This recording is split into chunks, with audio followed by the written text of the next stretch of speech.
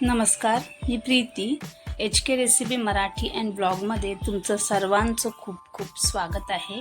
तर आज आपण बनवणार आहोत चमचमीत असं पापलेटचं कालवण. चला तर मग आता आपण रेसिपीला सुरुवात करूया. तर इथे मी घेतलेले आहेत पापलेट. हे बघा, ताजे ताजे पापलेट इथे घेतलेले आहेत. आज आपण मस्त असं चमचमीत कालवण बनवणार आहोत. तर पहिला आपण हे आता कट करून घेणार आहोत. आता आपल्या चॅनलवर बऱ्याचशा पापलेटच्या रेसिपी आहेत, त्याच्यावर सुद्धा आपण पापलेट कट करून दाखवलेलंच आहे, पण तुम्हाला मी एक दाखवते कट करून. कट किंवा डोकं कट केल्यानंतर त्यातली पोटामध्ये जी काही घाण असेल ती काढून घ्यायची आहे. नंतर साईडच्या थोडंसं आपल्याला हे कट करून घ्यायचं आहे.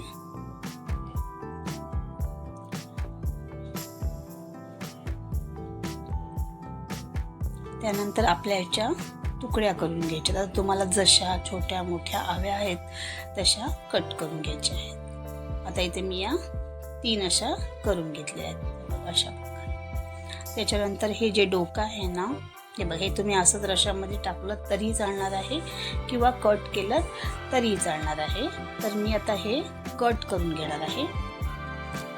कट म्हणजे मी याचे 2 भाग नाही करणार, फक्त त्याला असा एक कट मारून घेणार आहे. असे 2 भाग करायचे. हे बघा, अशा प्रकारे. आता असंच उरलेले ते पापलेट आहेत ते मी असेच आता कट करून घेणार आहे. हे बघा, सर्व पापलेट कट करून घेतलेले आहेत आणि इथे मी स्वच्छ धुवून पण घेतलेले आहेत. आता आपण याला मसाले लावून घेणार आहोत. तर पहिला आपण याच्यामध्ये लागणार आहोत चवीनुसार मीठ, त्यानंतर हिंग, हळद, त्यानंतर मी इथे घेणार आहे आलं, लसूण, मिरची आणि कोथिंबीर. असं मी इथे एक ठेचा बनवून घेतलेला आहे. तो आता आपण याला लावून घेणार आहोत. असा जर तुम्ही ठेचा बनवलात ना फ्रेश असा, की खूप छान असा वास पण येतो आणि मस्त टेस्ट पण येते. तर आता हा व्यवस्थित असा या पापलेटला आपल्याला चोळून असा लावून घ्यायचा आहे आणि एक 10-15 मिनटं आपण हे असाच ठेवून देणार आहोत.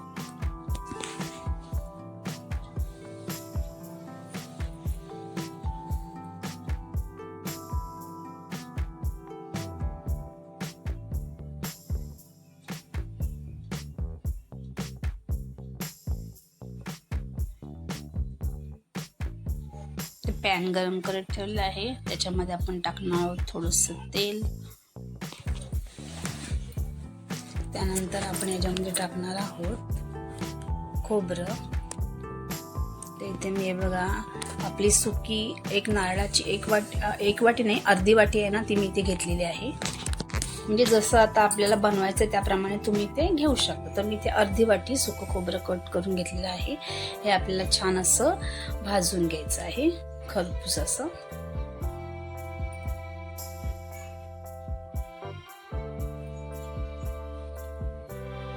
हे बघा, इथे आपलं खोबरं छान असं भाजून झालेलंच आहे. आता याच्यामध्ये टाकणार आहे मी कांदा.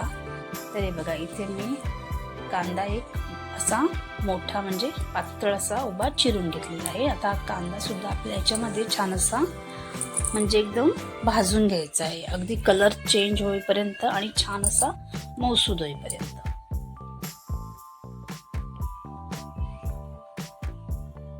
कांदा सुद्धा आपला इथे आता भाजत आलेला आहे. हे बघा, मस्त कलर चेंज झालेला आहे. त्यानंतर इथे मी घेतलेलं आहे लसूण आणि आलं. हे सुद्धा आपल्या याच्यामध्ये परतून घ्यायचं आहे. सर्व गोष्टी ज्या घेतलेल्या आहेत ना आपण, त्या छान अशा परतून घ्यायच्या, म्हणजे ना या कालवणाला ना एक छान अशी चव येते. त्यासाठी हे हा जो मसाला आपण बनवतो ना तो छान असा आपल्याला भाजून घ्यायचा आहे. त्यानंतर आपण याच्यामध्ये टाकणार आहोत टॉमॅटो. एक टॉमॅटो मी चिरून घेतलेला आहे. आता टॉमॅटो सुद्धा आपल्या याच्यामध्ये मऊसूद होईपर्यंत छान असा परतून घ्यायचा आहे. हे बघा टोमॅटो पण आपला छान असा मऊसूत झालेला आहे आणि इथे आपलं हे रेडी झालेलं आहे. आता हे मला हे थंड केल्यानंतर आपल्याला मिक्सरमधून वाटून घ्यायचं आहे. हे बघा इथे आपला हा मसाला थंड झालेला आहे. आता मिक्सरमधून आपल्याला छान बारीक असा हा वाटून घ्यायचा आहे.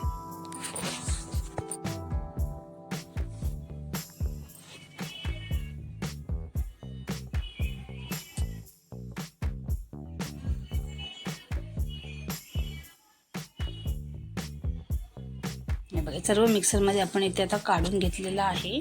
त्यानंतर इथे मी बघा बेडकी मिरची आहे ना, ही 4 मी इथे भिजत टाकलेल्या गरम पाण्यामध्ये. आता या सुद्धा आपल्या याच्यामध्ये घालून घ्यायचे आहेत. आता हे आपल्याला मिक्सरमधून फिरून घ्यायचं आहे.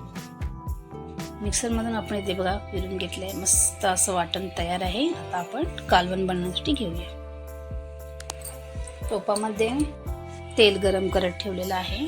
याच्यामध्ये टाकते मी दालचिनी, त्यानंतर लवंग, त्यानंतर आपण जो वाटण बनवून घेतलेला आहे, जो मसाला आहे तो आपल्या याच्यामध्ये घालून घ्यायचा आहे. हे बघा छान कलर पण आलेला आहे मसाल्याला, पाहू शकता तुम्ही, कारण की त्याच्यामध्ये आपण बेडकी मिरची वापरलेली आहे.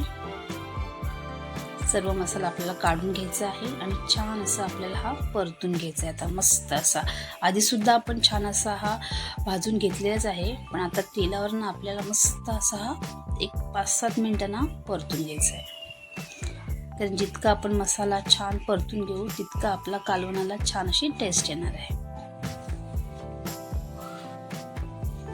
साध्या सोप्या पद्धतीने आपण बनवत आहोत, एकदम मस्त घरच्या साहित्यामध्ये.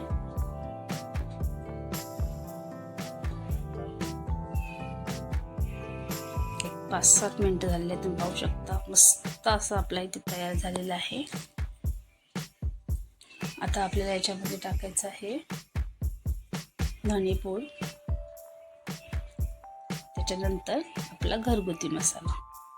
आता हे आपल्याला व्यवस्थित असं परतून घ्यायचं आहे. जास्त काही आपण याच्यामध्ये नाही वापरणार आहोत. त्यानंतर चिंचेचा कोळ,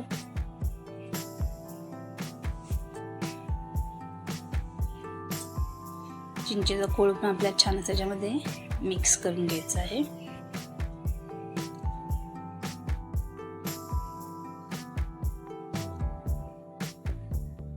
मस्त असा मसाला इथे आपला अगदी रेडी झालेला आहे, पाहू शकता तुम्ही.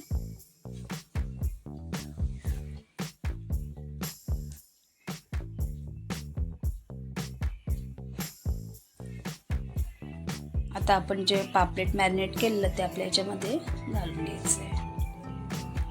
मसाला आपण छान असा आपला शिजून झालेलाच आहे आणि आता आपण मध्ये पापलेट टाकलेलं आहे, कारण की पापलेट शिजण्यासाठी सुद्धा जास्त वेळ लागत नाही. आता हे आपल्याला व्यवस्थित असं परतून घ्यायचं आहे.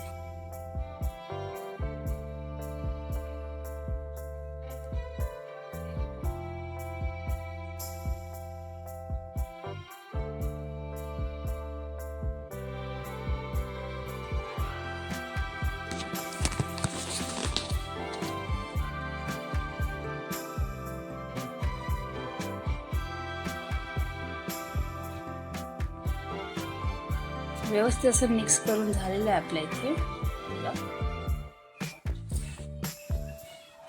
आता आपल्या याच्यामध्ये आवश्यकतेनुसार पाणी घालून घ्यायचं आहे. तुम्हाला जितपत हवं आहे तिथे तुम्ही पाणी घालू शकता. थोडंसं पाणी मी ते घालून घेतलेलं आहे. जर लागलंच तर आपण याच्यामध्ये टाकायचं.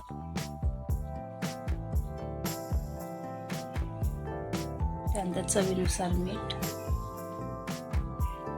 तर झाकण ठेवून आपल्याला हा आता शिजवून घ्यायचा आहे. एक 5-7 मिनिटं झालेली आहेत. एकदम मस्त असा पापलेटचा रस्सा आपला झालेला आहे आणि वास तर खूपच छान येतोय, तुम्ही पाहू शकता. तर्री पण मस्त आलेला आहे आणि आपला रस्सा इथे आता हा रेडी झालेला आहे. आता आपण याच्यामध्ये टाकणार थोडीशी कोथिंबीर. गॅस बंद करायचा आहे आणि थोडीशी कोथिंबीर टाकून घ्यायची आहे. तर आपला रस्सा रेडी आहे. आता आपण हा काढून घेणार आहोत. तर इथे आपला चमचमीत असा पापलेटचं कालवण तयार झालेलं आहे. तुम्ही पाहू शकता किती भारी दिसते एकदम आणि तितका ना हा टेस्टी पण झालेला आहे. तर तुम्ही सुद्धा या पद्धतीने पापलेटचं कालवण करून बघा आणि रेसिपी आवडली असेल तर रेसिपीला लाईक करा, शेअर करा आणि चॅनलला सबस्क्राईब करा.